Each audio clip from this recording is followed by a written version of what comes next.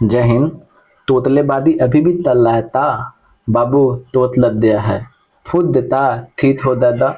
अगर ये सब चल रहा है तो थोड़ा सा सावधान हो जाइए, क्योंकि ये सब चीज़ें जब आप ऊंचा स्तर पर पहुंच जाइएगा, तब आप वहां सब जब ये सब चीज़ों को देखिएगा तो आपको काफ़ी ज़्यादा हंसी महसूस होगा, खुद को लगेगा कि यार कितना हम मूर्ख आदमी थे। तो देखिए, ये क्या करना है ज़िंदगी में और ना करना है वो आप पे डिपेंड करता है, क्योंकि आप जहाँ पे अभी आप टाइम वेस्ट कर रहे हैं, जहाँ पे टाइम आप इन्वेस्ट कर रहे हैं, वही आपको ज़िंदगी को बताने वाला है कि आपका ज़िंदगी कैसा होगा सर। तो बाकी तो समझदार आप हैं खुद ही। तो चलिए आगे बढ़ते हैं। बाबू तो खाना खिलाइए या बाबू से फुतवाद लीजिए, बाबू तोत लद दिया है, बाबू आज पढ़े तो मन नहीं कर रहा है, ये सब आप पे डिपेंड करता है। चलिए आगे क्या बोला गया है कि एसआई मात्रक में बोल्ट्जमान नियतांक का मान क्या होता है। अब देखिए, बोल्ट्जमान नियतांक ये कांस्टेंट है, कांस्टेंट है बोलेंगे आगे कि नियतांक है, कांस्टेंट है, ये वैज्ञानिक के द्वारा दिया गया है, तो इसको वैल्यू जो दिया गया हो वैज्ञानिक के द्वारा दिया गया है, तो इसको हमको तो रखना पड़ेगा। तो इसका मान क्या होता है, तो 1.38 गुणे 10⁻⁻23 जूल प्रति केल्विन होता है। तो इसका वैल्यू तो आपको रखना पड़ेगा। तो इसी से मिलता जुलता कुछ और भी होता है। तो एक मोल की अगर हम बात करते हैं तो एक मोल बराबर क्या होता है, 6.022 इंटू 10⁻23। आप या तो एटम बोल दीजिए या तो आप क्या बोल दीजिए, मोलिक्यूल बोल दीजिए। ठीक है, यहाँ तक तो आपको ये वाला चीज आपको देखना पड़ेगा। ठीक है, अगर हम बात करते हैं कि ऐसा ही मान आपको कुछ और भी देखने को मिलता होगा, क्या देखने को मिलता होगा तो देख लेते हैं।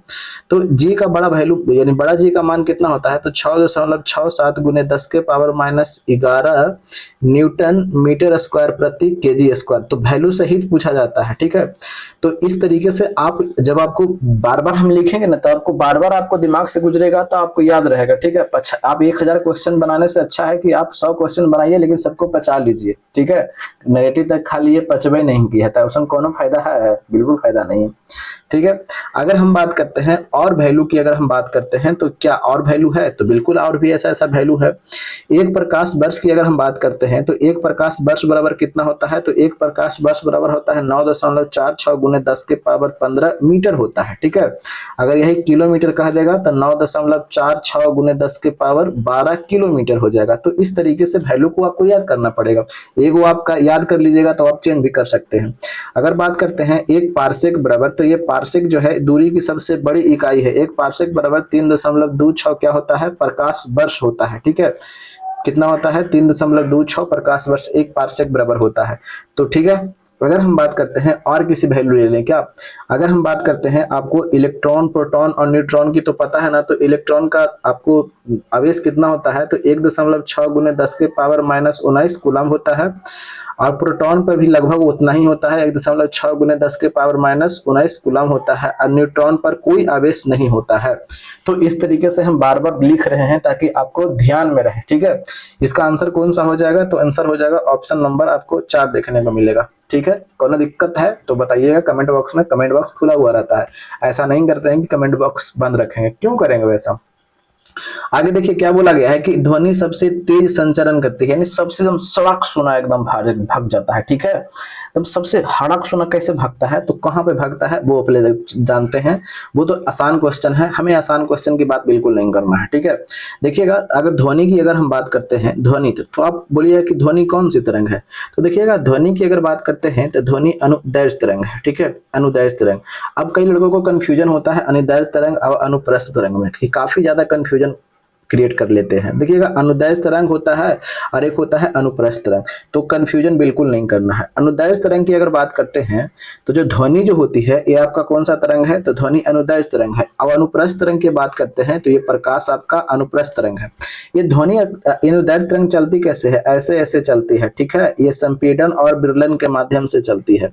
लेकिन अनुप्रस्थ तरंग की बात करते हैं ये ऐसे ऐसे चलती है, यानी लहरिया कट मारते हुए आगे बढ़ते चली जाती है। ठीक है, जिस तरह से आप देखते हैं ना उनको तो एकदम पूरा लहरिया कट मार करके चलते हैं ना, तो उसी तरह से ये भी लहरिया कट मार करके निकल देता है। कौन, ये अनुप्रस्थ तरंग। अब अनुप्रस्थ तरंग जो है ना, ये अनुप्रस्थ तरंग जो है ये गैस में नहीं चलता है। तो कहते हैं क्या बात कर रहे हैं भाई, हाँ हाँ बिल्कुल सही बात कर रहे हैं, ये गैस में नहीं चलता है। ठीक है, तब आपको भी लगेगा अरे कहाँ चलता है तब? तभी पता है कहाँ चलता है? ये तो ठोस में चलेगा। अब गैस में तो चलिए नहीं रहा है, तो अब कहाँ चलेगा? द्रव में चलेगा। कहाँ पे? तो ऊपरी सतह पर चलेगा। तो ये सब जानते हैं, काफी ज्यादा लड़कन कंफ्यूज क्रिएट हो जाते हैं, लगता है याद करते हैं भूल जाते हैं, तो इसीलिए हम बार बार यहाँ पे लिख रहे हैं। ठीक है, कहाँ पे चलेगा? ठोस में चलेगा। और कहाँ? द्रव के ऊपरी सतह पर चलेगा। ठीक है, दोनों में चलेगा। अनुप्रस्थ तरंग, ध्यान रखिएगा, अनुप्रस्थ क्या गैस में चलेगा? नहीं, नहीं। ठीक है, अगर हम बात करते हैं किसका, ये अनुदैर्ध्य तरंग की, तो अनुदैर्ध्य तरंग जो होती है ठोस में भी चलेगा, फिर द्रव में भी चलेगा, और फिर उसके बाद गैस में भी चलेगा। सब कहाँ? तो ऊपरी सतह पर, ऊपरी सतह पर। अभी हमने देखा क्या कि ध्वनि कौन सी तरंग है? अनुदैर्ध्य तरंग है। अभी हमने देखा देखा कि ध्वनि कौन सी तरंग है? अनुदैर्ध्य तरंग है। बट इसमें कुछ हम ट्विस्ट करने वाले हैं। ट्विस्ट क्या होता है अभी हम समझाते हैं। अगर बात करते हैं ध्वनि की, अगर हम चर्चा कर लेते हैं, तो ध्वनि थोड़ा ज्यादा मोटा हो गया है नहीं, तो कोई बात नहीं है। अगर हम बात कर लेते हैं ध्वनि की, तो ध्वनि अगर अगर अगर वायु में चल रहा हो, या आप उसको गैस बोल दीजिए, तो हाँ बिल्कुल, अगर ध्वनि वायु या गैस में क्या हो रहा है? चल रहा है, तो पता है कौन सा तरंग होगा? चल रहा है तो अनुदैर्ध्य तरंग होगा। ठीक है, कौन सा में? कौन सा में चल रहा है? तो या तो वायु में चले या तो गैस में चले, तो कौन सा तरंग होगा? तो अनुदैर्ध्य तरंग होगा। यहां तक तो कोई दिक्कत नहीं है। लेकिन बट एक बात और हम बताना चाहते हैं कि यही ध्वनि जब कहाँ चले, यहाँ कहाँ चला? गैस में तो हो गया। अब इसको या तो ठोस में चलवाइए, या तो आप इसको द्रव में चलवाइए। यही ध्वनि जब ठोस में या द्रव में चलेगा, तो पता है किस किस रूप में ये संचरण करेगा? अनुदैर्ध्य के रूप में भी संचरण करेगा, अनुदैर्ध्य के रूप में, और किसके रूप में? अनुप्रस्थ के रूप में। तो अनुप्रस्थ के रूप में तो कई लड़के यहाँ पे गच्चा खाते हैं। कैसे? क्योंकि उनको तो पता है ना, एक बार सिंपल सा रटवा दिया गया है। जीडी में यही ना पूछते हैं, बताओ भैया ध्वनि कौन तरंग है? बस उनको खुश हो गया 1 घंटा में। दिमागवा खोल कर देखिए कितना घंटा कितना क्वेश्चन किस तरीके से पूछा जा रहा है। ठीक है, तो अब वहां पे जाएंगे एग्जाम में, हाँ, तो इस तरीके से जब स्टेटमेंट में देंगे ना, स्टेटमेंट में, तब समझ में आ जाएगा ध्वनि कौन कौन सा तरंग है। ध्वनि जब ठोस में और द्रव में चलेगा, तो अनुप्रस्थ और अनुदैर्ध्य दोनों रूप में क्या करेगा? संचरण करेगा। दोनों रूप में क्या करेगा? दोनों रूप में अब वो संचरण करेगा, यानी चलेगा, संचरण करेगा। तो इस बात को आप ये देखिएगा, ऐसा हम क्यों कैसे बता रहे हैं, आप जब किताब पढ़िएगा ना तब आपको समझ में आएगा। ऐसे बिल्कुल समझ में नहीं आने वाला है। खुद से जितना आप टेबल कुर्सी पर बैठ करके जितना मेहनत कीजिएगा, उतना ज्यादा चमकिएगा। आपको लग रहा है कि मास्टरवा दे देगा, हम ओकर बाद देख लेंगे, मास्टरवा के देख देख के ऐसा हो ही नहीं सकता है। आपको जितना ज्यादा खुद से मेहनत कीजिएगा, उतना ज्यादा आप में निखार आते चले जाएगा। ठीक है, तो चलिए इतना चीज हम भी अब बताते हैं। आप क्या चाहते थे कि एक ही ऑप्शन को टिक लगा के आगे बढ़ जाए? कबनो फायदा है? कबनो फायदा है? कबनो फायदा ना है। चलिए अब हम बात करते हैं, किसका बात कर रहे हैं? अब तो इतना तो बात हो गया, अभी हम और बात कर लेते हैं ध्वनि की। अगर बात कर लेते हैं, ठीक है, जब ध्वनि देखिएगा, ध्वनि की अगर हम बात कर लेते हैं, ध्वनि में ही चल रहे हैं। अगर 1 डिग्री सेल्सियस हम टेम्परेचर को क्या कर देते हैं? बढ़ा देते हैं। टेम्परेचर तो है, तो जो पता है, तो 0.61 मीटर प्रति सेकेंड इसका वेग क्या हो जाएगा? बढ़ जाएगा। यानी टेम्परेचर बढ़ाने से ध्वनि का वेग बढ़ता है। तो एक हाँ बढ़ता है, तो पता है क्वेश्चन कैसे खेल जाएगा? आपको पता होना चाहिए कि 0 डिग्री सेल्सियस पर ध्वनि का वेग कितना होता है? तो ध्वनि का वेग 332 मीटर प्रति सेकंड लगभग होता है, लगभग। तो पता आपसे कैसे खेलेगा? बोलेगा ना कि 25 डिग्री सेल्सियस पर ध्वनि का वेग क्या होगा? ध्वनि का वेग क्या होगा? अब लड़के जो जो जीडी वाला है, जो पूछा पूछी करते हैं, पता ना कैसे उनको समझ में आता है कि एक लाइन से पूछ करके वो क्या करना, क्योंकि कॉपी कलम वहां पे इस्तेमाल नहीं कर रहे हैं। कुछ बनाने वाला दे दिया, ये कर दिया, वो कर दिया, मात्रा पूछ दिया, तो आप कितना रटिएगा? समझ रहे हैं ना हम जो बोलना चाह रहे हैं? तो कैसे? तो ध्वनि का आप 25 डिग्री सी पर दे देगा, पहले के ऑप्शन रहेगा 332। लइकन देखेगा मारेगा एकदम 332, घरे आएगा गर्दा उड़ा दिए कि पता है 80 गो मारे हैं, 80 गो। पूरा पूरा कॉलर वगैरह टाइट करेगा एकदम, पूरा हाथ बटन वगैरह खोलेगा एग्जाम से निकलने के बाद में, घरवा पर आएगा ना, अरे भाई मिस्टेक हो गया भाई, अरे 25 डिग्री हम देखबे नहीं किए भाई, एकदम मिस्टेक हो गया भाई, क्या करे भाई, गलत हो गया भाई। अब पता है ऐसे ही उनका 20-25 क्वेश्चन जब गलत होगा ना, तो उस बार ठंडा हो जाएगा। तो आप समझदार हैं तो आप पहले ही सचेत हो जाइए, ठीक है ना।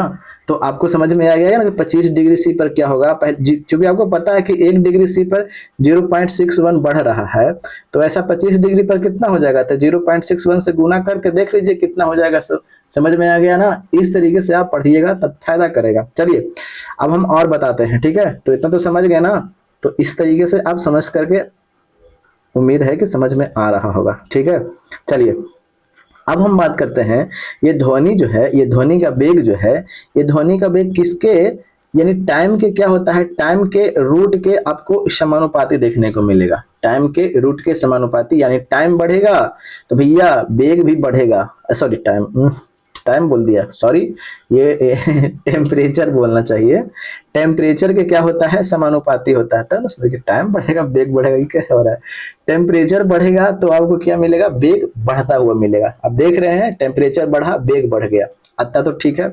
अगर हम बात करते हैं यहाँ पे, ध्वनि का वेग जो होता है ये किसके व्युत्क्रमानुपाती होता है, तो द्रव्यमान के रूट के व्युत्क्रमानुपाती होता है। और अभी और देखिए, ठीक है। और की बात करते हैं, ध्वनि का वेग जो होता है ये डेंसिटी के व्युत्क्रम वर्ग के रूट के क्या होता है, व्युत्क्रमानुपाती है। तो इस तरीके से क्वेश्चन आपको दे दिए जाते हैं, ऑप्शन में दे दे के खेल जाएगा।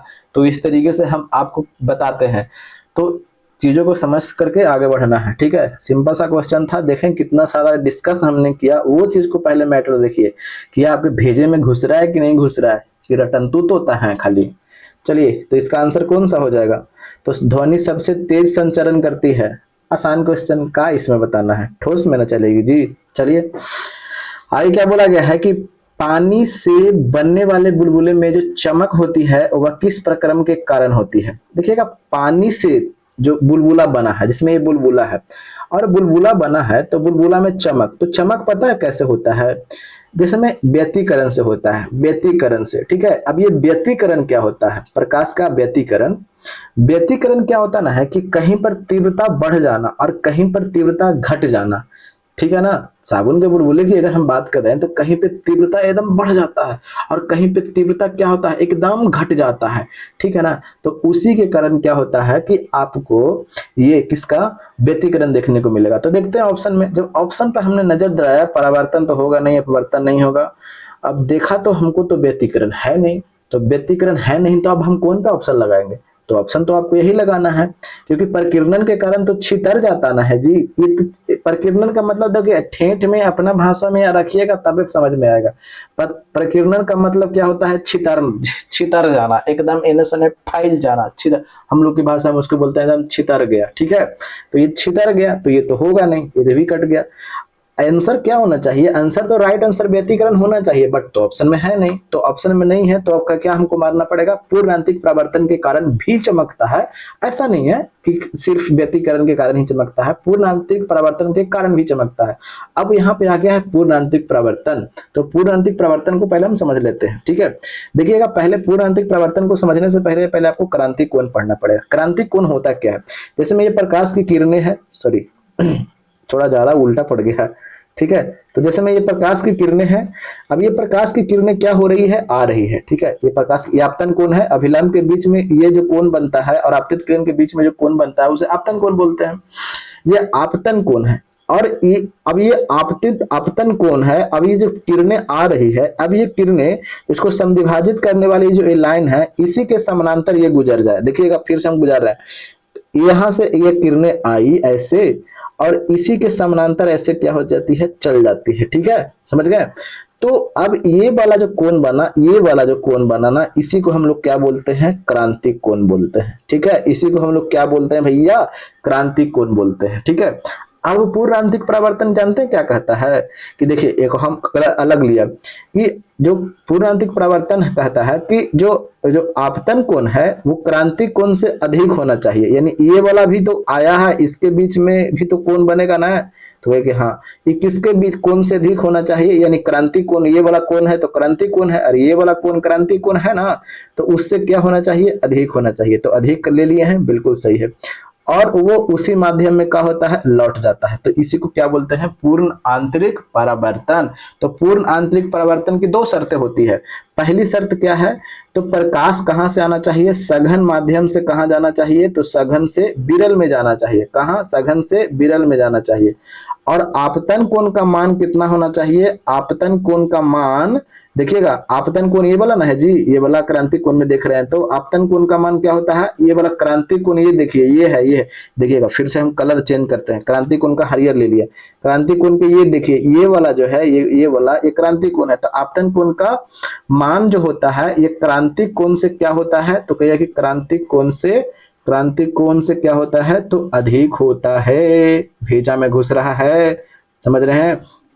हम बोलते होंगे ना तो गौर से नहीं सुनते होंगे, बट वो बोलते होंगे तो पूरा कनमा लगा के सुनते होंगे एकदम। हाँ हाँ बोलो बोलो, तो क्या बोली थी, फिर से बोलो तो, चलता है ना, ऐसे नहीं करते हैं।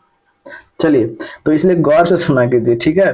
तो इसका मान क्या हो जाएगा, ये शर्त इसका क्या क्या है, प्रकाश सघन से विरल में जाना चाहिए, विरल में क्या होना चाहिए, जाना चाहिए।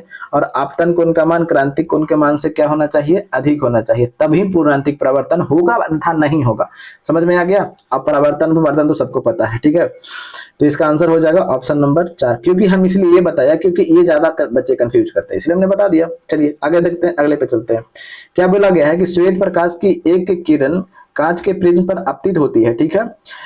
जब प्रकाश वर्ण जो कांच के प्रिज्म से गुजरने पर अधिकतम विचलित होगा। अब देखिएगा, चलिए देखिएगा, जैसे में अभी यही चीज बोला गया है, इसको हम इधर ले लेते हैं।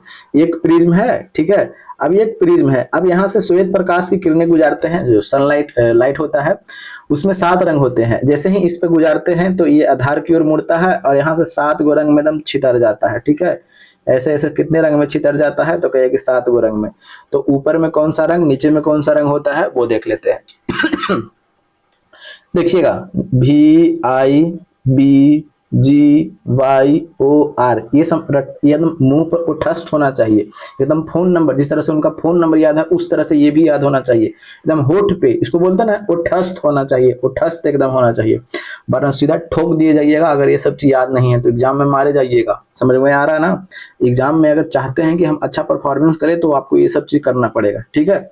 चलिए, तो अब बात कर लेते हैं किसका, कि ये आर क्या है, तो ये आपको तो पता है, क्या इतना भी बताना पड़ेगा। रेड है, ये ऑरेंज है, ये येलो है, ग्रीन है, ब्लू है, इंडिगो है, वायलेट है। वायलेट मतलब क्या होता है, तो बैगनी होता है, ठीक है।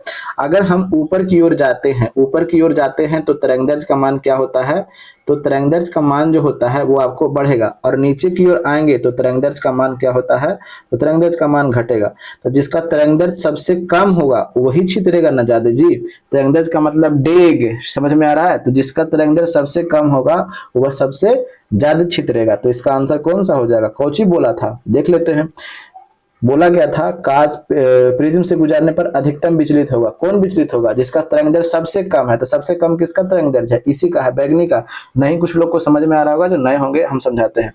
ये तरंगदैर्घ्य क्या होता है, अभी हम समझाते हैं। जैसे मान लीजिए कि ये आपका कांच है, ठीक है, ठीक है। मान लीजिए कि नदी है, ठीक है। अब ये लाल रंग का तरंगदैर्घ्य ज्यादा होता है। तो तरंगदैर्घ्य का मतलब समझिए कि डेग, एकदम लंबा लंबा डेग। लाल रंग आया इधर से, अब देखा कि नदी पार करना है जी, तो बोला कि हाँ, ये सब नदी के किनारे बैठा हुआ था। अब बोला कि नदी पार करना है जी, तो भैया कि हाँ हाँ पार करना है।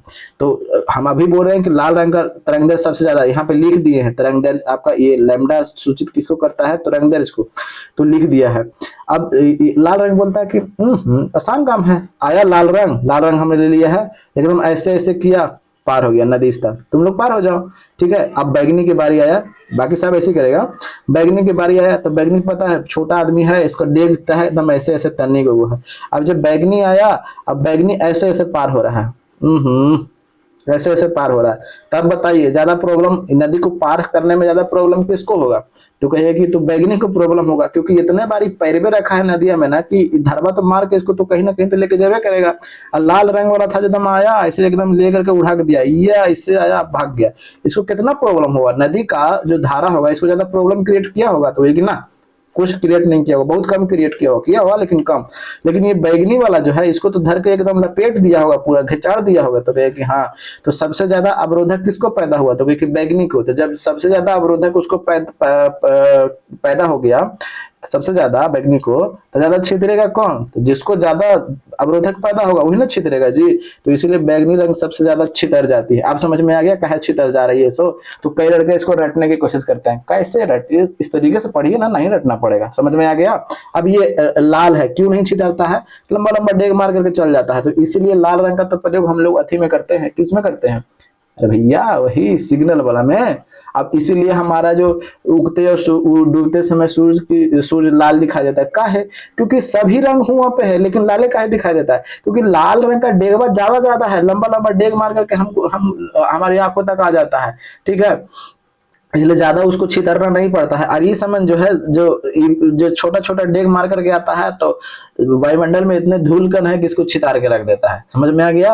अब नहीं ना कंफ्यूज कीजिएगा कभी भी नहीं ना। चलिए इसका आंसर तो अब समझ में आ गया। इसका आंसर कौन सा हो जाएगा, तो बैगनी हो जाएगा। और सबसे कम कौन छिद्रेगा, तो लाल। क्या बोला गया है कि भार का मात्रक, तो देखिएगा भार जो होता ना है, भार एक प्रकार का क्या है, तो भार एक प्रकार का बल है। अब जो मात्रक बल का होगा वही मात्रक आपको भार को देखने को मिलेगा, ठीक है। जो मात्रक जो आप बल का होगा वही मात्रक आपको भार को देखने को मिलेगा, ठीक है। तो 1 न्यूटन बराबर कितने डायन होते हैं, तो 10 की पावर 5 डायन होते हैं। तो इसको भी ध्यान में रखिएगा। ये डायन कैसा मात्रक है भैया, तो ये सीजीएस मात्रक है। ये सीजीएस का मतलब समझते हैं, सेंटीग्राम सेकंड पद्धति, यानी सेंटीग्राम सेकंड सिस्टम।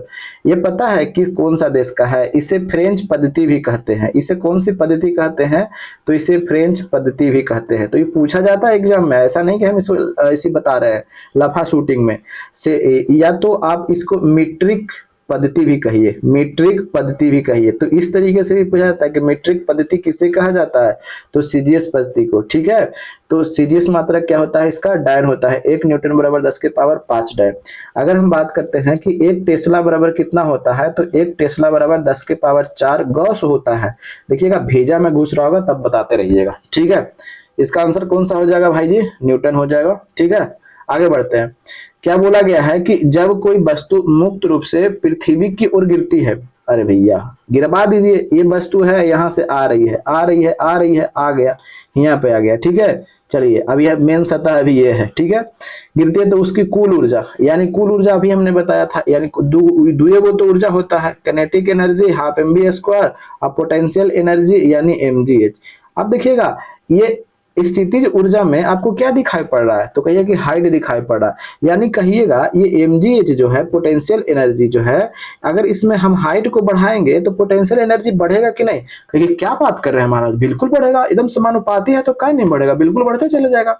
अगर हाइट को घटाएंगे तो क्या आपको स्थिति ऊर्जा घटित नहीं दिखेगा, तो क्या बात कर रहे हैं, एकदम बिल्कुल घट जाएगा, क्योंकि समानुपाती है तो घट भी करेगा। तो कहिए कि हाँ हाँ बिल्कुल घटेगा। तो अब देख लीजिए घटवा देते हैं। अब देखिएगा पहले यहाँ पे था, पहले कोई वस्तु यहाँ पर था, ठीक है, कलर चेंज करते। पहले कोई वस्तु यहाँ पे था, यानी h1 पर दूरी पर था, यानी 50 मीटर हमने मान लिया, ठीक है। अब ये होकर के यहाँ आ गया, यानी 10 मीटर पर है। तो आप बताइए कि पोटेंशियल एनर्जी क्या हो जाएगा, कम होगा कि ज्यादा हो जाएगा, तो कोई क्या बात कर रहे हैं महाराज। हम जानते हैं कि पोटेंशियल एनर्जी बराबर mgh होता है, यानी h बढ़ाएंगे तो पोटेंशियल एनर्जी बढ़ेगा। h घट गया, 50 पहले था अब 10 हो गया, तो पोटेंशियल एनर्जी भी तो घट गया ना भाई। तो हाँ अब समझ में आ गया। लेकिन काइनेटिक एनर्जी की अगर बात करते हैं, तो काइनेटिक एनर्जी जैसे जैसे नीचे आएगा तो वेग क्या होगा, बढ़ता जाएगा। अरे जब वेग बढ़ेगा तो हम जानते हैं कि काइनेटिक एनर्जी बराबर क्या होता है, तो कहिए कि हाफ mv स्क्वायर होता है। अरे पृथ्वी तो अपने त्वरण से खींचेगी ना उसको, जी जो है ना खींचेगी ना, तो वो खींचेगा तो आपको जो वेग होगा, कुछ ना वेग से तो आप आ रहे थे वो होगा, प्लस आपका वेग बढ़ जाएगा। तो जब वेग बढ़ेगा तो ये देखिएगा अब हाफ mv स्क्वायर, यानी अब वेग के ये समानुपाती होता है काइनेटिक एनर्जी यानी गतिज ऊर्जा। वेग बढ़ेगा ये तो यहू बढ़ते चल जाएगा, अगर ये घटेगा तो यहू घटते चलेगा। यानी वेग बढ़ने के साथ में नीचे जैसे ही नीचे नीचे आ रहा है तो स्थितिज ऊर्जा तो घट रही है, लेकिन गतिज ऊर्जा क्या होते जा रहा है, तो गतिज ऊर्जा आपको क्या हो रहा है, तो बढ़ता नजर आ रहा है, ठीक है। एक हो रहा है कि घट रहा है और एक क्या हो रहा है, तो बढ़ रहा है, ठीक है। तो आप समझ रहे हैं कि एक घट रहा है एक बढ़ रहा है, एक घट रहा है तो एक बढ़ रहा है। तो आप कह सकते हैं कि क्या हो जाएगा, नियत होगा, क्योंकि एगो बढ़ाया एगो घटाया। अरे हम आपको 2 रुपया एक हाथ में दिए और दूसरा हाथ से 2 रुपया ले लिए, तो आपको दिए हमको, जी कुछ तो नहीं दिए। समझ में आ गया ना, यही चीज बात कर रहा है। एग्जाम में पूछा, पिछला बार पूछा है दरोगा में ये, ठीक है। चलिए इसका आंसर कौन सा हो जाएगा, नियत रहेगा। ऑप्शन नंबर आपको 3 हो जाएगा, ठीक है। चलिए अब देखिएगा पूछा क्या गया है कि बल का बीमीय समीकरण यानी मात्रक पूछा गया है बल का। हम बिल्कुल हम ये सब रटते बिल्कुल नहीं है, हम सीधा वहीं पे बनाते हैं, थोड़ा सा टाइम लगेगा बट द एक्यूरेट। क्योंकि ये सब सॉरी भाई, ये सब चीजें ऐसा जो है ना रट तो लीजिएगा, उस टाइम तो आपको याद रहेगा बट आप भूल जाइएगा, 2 दिन के बाद भूल जाइए कितना कितना आप रटते चलिएगा। तो बल की अगर बात करते हैं तो बल बराबर क्या होता है, तो द्रव्यमान गुना त्वरण, ये वाला रटने वाला चीज है तो ये रटिए ना भाई, ये वाला रटने के लिए कौन माना किया है। अब बल बराबर क्या होता, कहाँ गया जी, इधर लिखते हैं, नहीं ये ज्यादा तंग कर रहा है, चलिए देखिएगा लिखते हैं इस साइड में, ठीक है। बल बराबर क्या होता है, तो कहिए कि बल बराबर होता है द्रव्यमान और गुना त्वरण होता है, ठीक है, द्रव्यमान गुना त्वरण होता है। तो अब त्वरण भी आपको पता नहीं है, कोई बात नहीं है, त्वरण बराबर भी तो जानते हैं ना, त्वरण बराबर वेग परिवर्तन बटा समय होता है। तो अब इतना तो याद होगा ना, अगर एकदम शॉर्ट में, क्योंकि आपको जल्दी एग्जाम में बनाना है तो आप इतना देर नहीं कीजिएगा, आप हल्का सा शॉर्ट में लिखिएगा, आगे बढ़ते चलेगा, हमें सिर्फ समझाना है इसलिए हम ऐसा आपको कर रहे हैं। और वेग बराबर क्या होता है, विस्थापन बटा समय।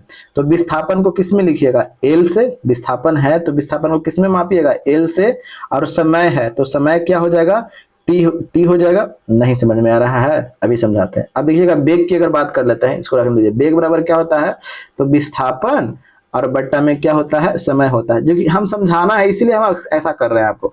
आपको जो समझ में आ जाएगा तो खुद ही कर लीजिएगा। विस्थापन को किसमें मापिएगा, एल में मापिएगा, यानी लेंथ से मापिएगा। अब टाइम है तो टाइम को नीचे आप टी कीजिएगा, समय टाइम के लिए बीमा क्या होता है, टी होता है, और विस्थापन के लिए यानी जिस लेंथ है उसका बीमा क्या होता है, एल होता है। तो ऊपर लेके जाइएगा तो एल टी -1 हो गया। अब इसको घेर दीजिए तो ये किसका बीमा हो गया, तो कहिए कि बेग का बीमा हो गया। तो इसका बेग का अब यहाँ पे लिख देते हैं, ठीक है। तो बेग का बीमा कितना हो गया, तो एल टी -1 हो गया, ठीक है, कोई दिक्कत है। अब यहाँ पे नीचे टाइम है तो टाइम का बीमा टी कर दिया, कोई दिक्कत है। तो त्वरण का बीमा क्या हो जाएगा, एल और टी, और नीचे है ऊपर में जाएगा तो माइनस एक वाव हो जाएगा, टी -1 है, एक वाव टी -1 है, तो इसको आप लिख सकते हैं एल टी -2। तो भाई हाँ कार्य लिख सकते हैं, यानी त्वरण का हमको बीमा क्या हो गया, एल टी -2। अब यहाँ पे रख दीजिए, ये द्रव्यमान है तो द्रव्यमान को यानी एम होता है इसका बीमा, मास, ठीक है। अब ये त्वरण का कितना हमने लिखा, एल टी -2 हो गया, बस इसको हम याद करेंगे का, तो एम एल टी -2, बस बल का बीम आप देख लेते हैं, एम 0, एल टू कहाँ था जी, एल टू नहीं था, एम एल टी -2 है ना, काम खत्म कर दीजिए, देख लीजिए एक बार फिर से, ठीक है ना। कहाँ गया, कहाँ गया जी, कहाँ हमने लिखा भाई, कहाँ कर दिया जी, हाँ एम एल ये वाला है, देख लीजिए एम एल टी -2 है, ठीक है, एम एल टी -2 है। चलिए देखिएगा M L T -2, M L T -2, ये भी नहीं होगा, एम एल टी -2, हाँ अरे 1 लगा सकते हैं या नहीं भी लगा सकते हैं, ऑप्शन नंबर 3 हो जाएगा। समझ में आ रहा है, भेजा में घुस रहा है। चलिए आगे क्या बोला गया है कि सरल आवर्त गति करते हुए किसी पिंड की स्थितिज ऊर्जा अधिकतम होती है जब विस्थापन होता है। अब देखिएगा ये सब क्वेश्चन ना दमदार है, ऐसा नहीं है कि इसको आप जैसे तैसे आप करके जीडी करके बना लीजिएगा। देखिएगा सरल आवर्त गति को समझिए, सरल आवर्त गति होने की कुछ शर्तें होती है। शर्तें क्या होती है कि त्वरण जो होता है ना, त्वरण, ये त्वरण जो होता है विस्थापन के क्या होना चाहिए, समानुपाती होना चाहिए। विस्थापन के क्या होना चाहिए, समानुपाती। और विस्थापन के समानुपाती समझते हैं ना, यानी डिस्प्लेसमेंट, डिस्प्लेसमेंट और डिस्प्लेसमेंट का अर्थ समझते हैं ना, अरे आयाम, आयाम का भी अर्थ नहीं समझते हैं, मैक्सिमम दूरी, ये वाला जो ये है मैक्सिमम दूरी, इसको बोलते हैं डिस्प्लेसमेंट, ठीक है। ये वाला जो पूरा है ना मैक्सिमम जो दूरी तय किया इसको बोलते हैं डिस्प्लेसमेंट, ठीक है। चलिए अब देखिएगा सरल आवर्त गति में मान लीजिए कि एक झूला है, आप झूल रहे हैं, आप वही समझ गए ना, आपकी वाली झूल रहे हैं दोनों। तो आप जब ऐसे जब खड़ी हैं, जैसे झूला पर गए तो ऐसे खड़ी हैं तो खड़ी हैं, ऐसे दोनों को आप एकदम ऐसे ऐसे एकदम खड़ी हैं, ठीक है, दोनों झूला पर एकदम खड़ी हैं, एक दूसरे के हाथ पकड़े हुए हैं, ठीक है, एक हाथ हिलने हैं, ये एकदम पूरा मुस्कुरा रहे हैं, ठीक है, एक दूसरे के हाथ पकड़े हुए हैं, ये झूला पर एकदम खड़ी है, ठीक है, एकदम समझ गए। अब पता है क्या होता है, अब ये जब झूला, अभी हमने क्या बोला कि सिंपल हार्मोनिक मोशन होने के लिए आपको क्या चाहिए, आयाम चाहिए, यानी डिस्प्लेसमेंट चाहिए। तो डिस्प्लेसमेंट चलने के लिए ये झूला को यहाँ पे खींचा जाएगा, खींच करके यहाँ लेके आया, मैक्सिमम दूरी तक ये तय किया, ठीक है, यानी मैक्सिमम दूरी तय करके खींच करके यहाँ पे लेके आएगा, यहाँ पे एकदम खींच करके लेके आया, तब ना झुलवा इधर आएगा जी, इधर फिर आएगा ऐसे, तो इसको खींच करके यहाँ लेकर के आ गया। अब जैसे ही आप खींच करके लेकर के आएंगे तो जैसे ही इस पर एक प्रत्यास्था बल काम करती है। प्रत्यास्था बल काम क्या करती है कि इसको फिर इस तरफ खींचने का काम करेगा, तब तो इस तरफ ये आएगा। जैसे ही हम इस तरफ इसको किए तब इस तरफ प्रत्यास्था बल काम करती है, इसको फिर प्रत्यास्था बल काम करती है, तो फिर इसको इस तरफ खींचने का वो क्या करेगा, आपको बल लगाएगा, बल लगाएगा ना, दूसरा बल लगाएगा। तो अब यहाँ पे जब आप पहुंच गए हैं, यानी ए स्थान पर पहुंच गए हैं, ठीक है, खींच करके ए स्थान पर लेके चला आया, मैक्सिमम डिस्प्लेसमेंट हमने तय किया।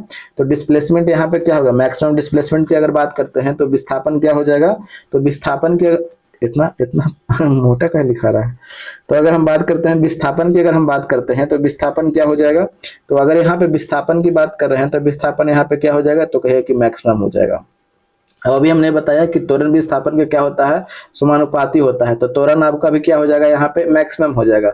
और त्वरण समानुपाती है तो बल बराबर आप क्या जानते हैं, द्रव्यमान गुना त्वरण, द्रव्यमान गुना त्वरण। जब त्वरण बढ़ेगा तो बल भी बढ़ेगा, यानी बल भी यहाँ पे क्या हो गया, तो आपको मैक्सिमम देखने को मिलेगा।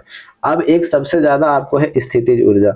यहाँ पे स्थितिज ऊर्जा क्या हो जाएगी, स्थितिज ऊर्जा आपको मैक्सिमम है कि मिनिमम है, तो कहे कि मैक्सिमम है।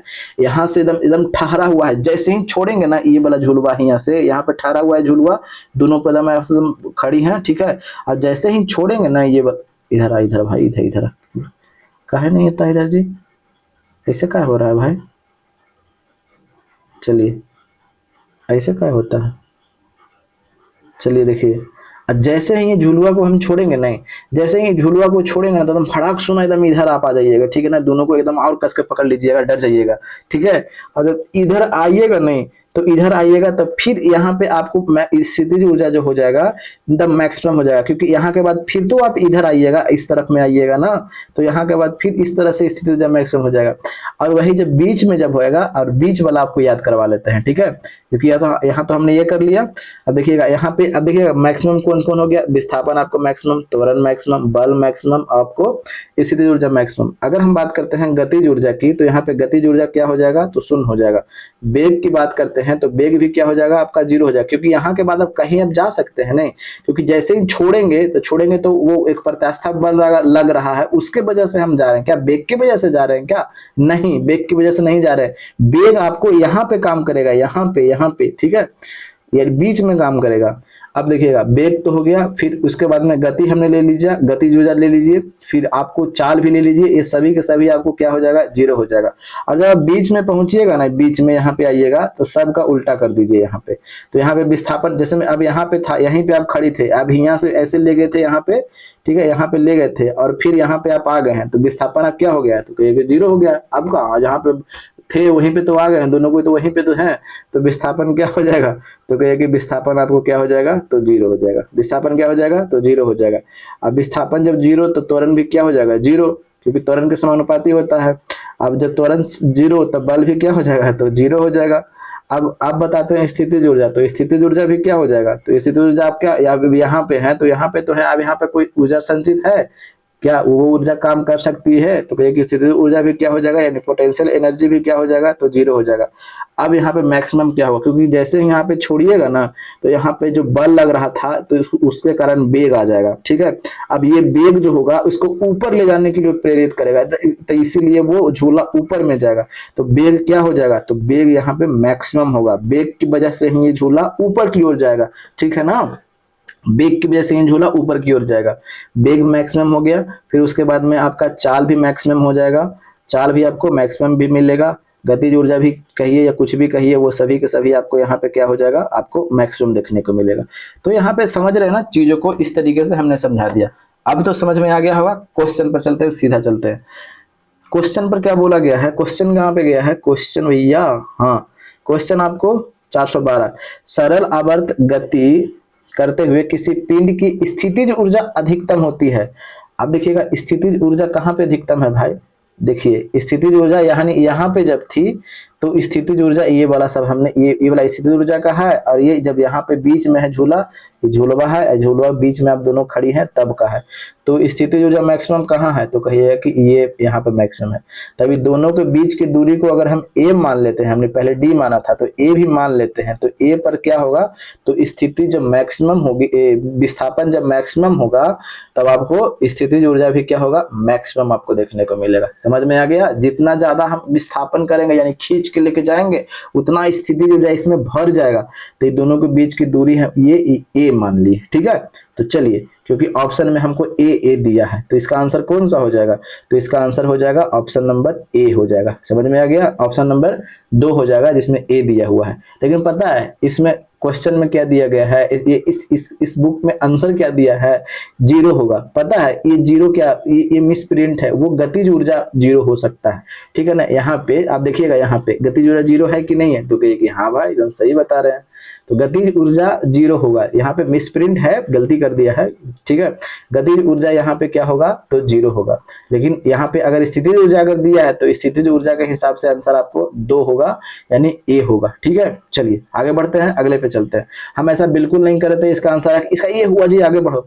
तो कैसे, ये हमको तो किताब में देखने नहीं आता है का, हम खुद से नहीं देख लेंगे का, तो समझ रहे हैं ना। चलिए, रॉकेट किसके संरक्षण के सिद्धांत पर काम करता है? आसान क्वेश्चन है, सबसे आसान क्वेश्चन है, संवेग संरक्षण के सिद्धांत पर। इस पे बारे में कोई चर्चा बिल्कुल नहीं करेंगे, ठीक है। बोला क्या गया है कि निम्न में से ट्रांजिस्टर का कौन सा अल्पमत मिश्रित होता है? तो देखिएगा, ट्रांजिस्टर की अगर बात करते हैं तो ये ट्रांजिस्टर जो बना होता है ऐसे, ठीक है। अब ये ट्रांजिस्टर जो ऐसे ऐसे रहता है तो इसका जो आधार जो होता है ये अर्धचालक से बना जाता है, अर्धचालक। और अर्धचालक कौन कौन होता है? बोरॉन, सिलिकॉन, जर्मेनियम, आर्सेनिक, ये सब जो है आपको अर्धचालक होते हैं, ठीक है। यानी आधार की अगर बात करते हैं तो किससे बना होता है, तो ये अर्धचालक से बना होता है, ठीक है। और अर्धचालक में सिलिकॉन, जर्मेनियम, ये सब के आपको अर्धचालक देखने को मिलते हैं, इस सब से बनता है। तो इसका आंसर हो जाएगा ऑप्शन नंबर 2 हो जाएगा, ठीक है। सिंपल क्वेश्चन है। आगे बोला गया है कि सोनार की अगर बात किया जाता है, सोनार में प्रयुक्त कौन सा ध्वनि होता है? तो सबको पता है। तो सोनार की अगर बात करते हैं SONAR, तो इसका फुल फॉर्म पूछता है तो इसलिए आपको फुल फॉर्म दिखेगा। इसको बोलता है साउंड, ठीक है ना। SO से साउंड और नेविगेशन, ठीक है। तो sound navigation, sound navigation and ragging, ठीक है। RANGING, रैंगिंग सिस्टम, ठीक है। तो ये आपको आप पूछता है तो इस तरीके से आप ध्यान रखिएगा। तो इसका आंसर पराध्वनि पर ये काम करता है। ये तो सिंपल क्वेश्चन है। आगे क्या बोला गया है कि निम्न में से किस प्रकार के बल में ऊर्जा सबसे कम होती है? देखिएगा, अगर बात करते हैं, एक होता है CFL बॉल, पहले चलता था, हाँ, आपको याद होगा जो शीशा वाला रहता था उसमें पारा वगैरह भरा हुआ, मरकरी टाइप के जैसा छोटा छोटा रहता था। तो वो जो होता है तो वो वाला बल्ब होता है। और एक होता है AE, जो आजकल जो बल्ब चल रहा है LED, ठीक है। तो ये वाला की अगर बात करते हैं तो ये वाले की अगर जो इसका बात कर रहे हैं, LED का बात कर रहे हैं, तो इसको में प्रकाश ज्यादा उत्पन्न होता है, ठीक है। और इसमें प्रकाश जो उत्पन्न होता था कम उत्पन्न होता था, ठीक है। ये CFL जो बॉल होता था। लेकिन LED जो बॉल है, ये LED में प्रकाश आपको ज्यादा उत्पन्न होता है, ठीक है ना। लेकिन अगर हम बात करते हैं हम लोग के लिए कौन सा ज्यादा बेटर था, तो हम लोग के लिए बेटर यही CFL बॉल था, क्योंकि इससे आंखों में चुभन नहीं होती है। लेकिन आजकल का जो CFL जो बॉल आ रहा है, ये LED बॉल जो आते हैं, आंखों में चुभन महसूस होती है, लेकिन ये वाले CFL बॉल में चुभन महसूस बिल्कुल नहीं होती है। इसमें आपको रोशनी ज्यादा देखने को मिलता है, रोशनी आपको ज्यादा देखने को मिलता है, ठीक है। और तो समझ ही रहे हैं, तो यानी ज्यादा लाइट करता है, और CFL जो होता करता था वो कम करता था। तो खैर तो काफी कम हो गया है उसका संख्या। तो इसका आंसर कौन सा होगा सबसे कम? तो ऑप्शन नंबर 3 हो जाएगा, ठीक है। चलिए आगे क्या बोला गया है, निम्न में से कौन सा आरेख धनात्मक दिशा में समरूप त्वरित यानी लगातार बढ़ रहा है? त्वरण का मतलब समझ रहे हैं ना, कि लगातार बढ़ते चला जा रहा है, ऐसे है अभी लगातार बढ़ रहा है, यह ऐसे बढ़ रहा है। त्वरण बराबर देख लीजिए, त्वरण किससे हमको त्वरण का ग्राफ प्राप्त होगा? तो त्वरण हमको पता है किस किससे प्राप्त होगा, वेग से। और किससे? तो कहिएगा कि समय से। अब देखिएगा, चलिए देखते हैं। तो वेग समय है, त्वरण प्राप्त होगा, बिल्कुल सही है। वेग समय है, त्वरण प्राप्त होगा, ये भी सही है। और ऑप्शन इसका किधर गया? वेग समय है, त्वरण प्राप्त होगा, बिल्कुल सही है। सही है। आप चारों में से हमको चूज करना है, ठीक है। एक जो हम छाटना चाह रहे थे कि कोई छट जाए, कोई नहीं छटा, कोई बात नहीं है। चलिए देख लेते हैं क्या बोला जा रहा है कि धनात्मक त्वरण यानी पॉजिटिव एकदम त्वरण बढ़ रहा है, ऐसे दंदना के बढ़ रहा है। ठीक है, तो देखिएगा अगर हम बात करते हैं वेग समय से हमको त्वरण मिलता है, बिल्कुल सही है। अगर यहाँ से देख रहे हैं तो ये बढ़ता चला जा रहा है, लगातार बढ़ता चला जा रहा है, बिल्कुल सही है। अगर मान लीजिए कि हमने यहाँ पे टाइम रखा 10 सेकेंड, यहाँ 10 मिनट, 20 मिनट, 30 मिनट, और फिर यहाँ पे आपने रखा कितना 10, 20, 30, 40, तो देखिएगा तो 10 पहला 10 सेकंड में 10 बेग था, दूसरा 10 सेकंड हम बढ़े तो इतना बेग था, और इतना सा था, इतना था, इतना में गए तो इतना था। यानी लगातार एक समान त्वरण से क्या हो रहा है, त्वरण मतलब समझते हैं ना, बेग में परिवर्तन, तो बेग में परिवर्तन नहीं हो रहा है जी, 20 से 30, 30 से 40 परिवर्तन हो रहा है ना, तो कहे कि हाँ एक समान त्वरण से हो रहा है, तो कहे कि हाँ बिल्कुल हो रहा है। ये तो सही चल रहा है। अब अगले पर हम चलते हैं। अब देखिएगा ये तो घट रहा है जी, तो घट रहा है तो पॉजिटिव होगा जी, पॉजिटिव कहाँ से हो जाएगा, नेगेटिव नहीं होगा, तो इसको पहले काट दीजिए, खत्म हो गया ये, खींचा खत्म, इसको करिए। आगे बात करते हैं, इसके बारे में चर्चा करते हैं। तो ये तो शुरू में तो बढ़ा, देखिए शुरू में तो बढ़ा लेकिन फिर घटने लगा, अब फिर बढ़ा, हमको डायरेक्ट पॉजिटिव बोल रहा है, तो इसको भी काट दीजिए, खत्म हो गया। अब ये वाला में देखिए, अरे भैया यहाँ से तो बढ़ा बढ़ा, अरे भैया ये घट गया, फिर घट रहा है, हमको पॉजिटिव चाहिए तो नेगेटिव हो गया, काट दीजिए। आंसर आपके सामने कौन से हो जाएंगे, तो आंसर सामने आपके सामने एक हो जाएंगे, बिल्कुल सही आंसर है। आगे बढ़ते हैं अगले क्वेश्चन पे, क्या बोला गया है सो देखिएगा। क्या बोला गया है कि सामान्यतः सर्वाधिक उपयोग में लिया जाने वाला बायोरिएक्टर। अब देखिएगा बायोरिएक्टर जिसमें सर्वाधिक ज्यादा उपयोग जो होता है, जिसके बारे में करते हैं, तो उस बायोरिएक्टर में पता है कि पंखा लगा हुआ रहता है, जिसमें हम लोग क्या करते हैं उपयोग, जिसमें हम लोग उपयोग करते हैं वैज्ञानिक दृष्टिकोण से, वैज्ञानिक क्योंकि हम लोग तो बना नहीं सकते, ठीक है ना। तो अगर हम बात करते हैं तो इसका ना उपयोग वाला जो बायोरिएक्टर बोला गया है उसको कौन सा रिएक्टर बोलते हैं, तो उसको बोलते हैं वेलेडेड, ठीक है, वेलेडेड बोलते हैं, वेलेडेड हाउस, यहाँ पे वेलेडित लिख दिया है, तो वो प्रोनाउंसिएशन में जब गलती हो सकता है तो उसके लिए आप चिंता बिल्कुल नहीं कीजिएगा। वेलेडेड हाउस बायोरिएक्टर की अगर बात करते हैं तो यही इसका नाम है, ठीक है। तो इसका आंसर कौन सा हो जाएगा, ऑप्शन नंबर आपको 2 हो जाएगा। तो ये प्रोनाउंसिएशन में गलती है, तो इससे आपको बिल्कुल भी परहेज नहीं करना है, ठीक है। तो इसका ये तो आपको याद करने वाली चीज है, इसमें समझने की बात क्या है। कुछ आपको एग्जाम में कुछ अल्टर दिए जाते हैं जानबूझकर, ठीक है। तो अब हो सकता है कि आपको अगले जब एग्जाम दीजिएगा तो ये वाला क्वेश्चन क्यों न चिपका दिया जाएगा, क्योंकि अच्छा लड़का ने इसको छोड़ देगा, पता ना क्या क्या है, यही वाला चिपका देता है। तो आप सुनते ना कि 4 से 5 क्वेश्चन ऐसा क्वेश्चन पूछता है कि पता नहीं चलता है, तो यही सब रहता है क्वेश्चन, ठीक है। तो थोड़ा सा ध्यान से पढ़िएगा, और वीडियो कैसा लगा होगा जरूर बताइएगा, अच्छा लगा होगा, खराब लगा होगा, ठीक है। समझ में कितना आता है, कैसे बताते हैं, नहीं बताते हैं, सब बताइएगा। अरे उतना दे 1 घंटा, 2 घंटा, 5 घंटा, 10 घंटा उनसे फोनिया पर फनवाते हैं, तो क्या आप इसके बारे में थोड़ा सा बता नहीं सकते हैं, समझ गए ना। तो बताइएगा कैसा रहा सेशन शो, तो पढ़िए, बस सिंपल सी बात है। अब हमने क्या किया, सबका प्लेलिस्ट बना दिया गया है, जाइए और देखिए, और डेली टास्क दे रहे हैं उस टास्क को पूरा कीजिए, ठीक है, और कुछ नहीं। क्योंकि क्योंकि पढ़िएगा तब आपको लोग पूछेंगे, नहीं पढ़िएगा तब कोई नहीं पूछेगा। सिंपल बात यही है, पढ़िएगा तब पूछेंगे, नहीं पढ़िएगा तो नहीं पूछेंगे। ये जीवन की दस्तूर यही है, आप इसे स्वीकार करना पड़ेगा। आपके पास पैसा रहेगा तो लोग पूछेंगे, ना रहेगा तो नहीं पूछेंगे। पैसा के साथ साथ में जरूरी नहीं है सम्मान भी चाहिए आदमी को, खाली पैसा से जिंदगी नहीं चलता है। तो चलिए आगे बढ़ते हैं, अगले वीडियो में मिलते हैं। जय हिंद, जय भारत, वंदे मातरम, इनकलाब जिंदाबाद।